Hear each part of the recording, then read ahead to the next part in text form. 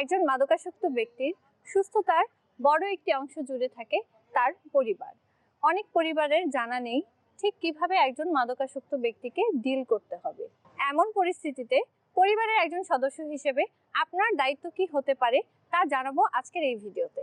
আপনার সন্তানের ব্যক্তিগত সমস্যাগুলো খুঁজে বের করুন এবং তার সঙ্গে একত্রিত হয়ে সমস্যার সমাধানের পথ খুঁজে বের করুন।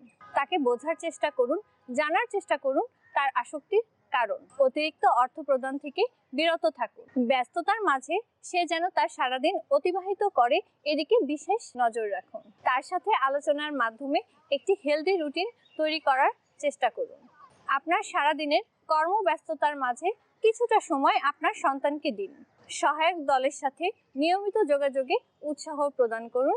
এক্ষেত্রে নার্কোটিক অ্যানোনিমাস সাপোর্ট গ্রুপ আপনাকে সাহায্য করতে পারে। তার দিকে সন্দেহের দৃষ্টিতে না তাকিয়ে সহানুভূতির সাথে তার পাশে দাঁড়ান। তার অভিভাবক না হয়ে তার বন্ধু হয়ে তার পাশে থাকুন। মনে রাখবেন, মাদকাসক্তি একটি রিল্যাপসিং ব্রেন ডিজিজ। সময়ের সাথে সাথে এই আসক্তিটা আবার পুনরায় ফিরে আসতে পারে। এজন্য প্রয়োজন ধৈর্য ও সতর্কতা।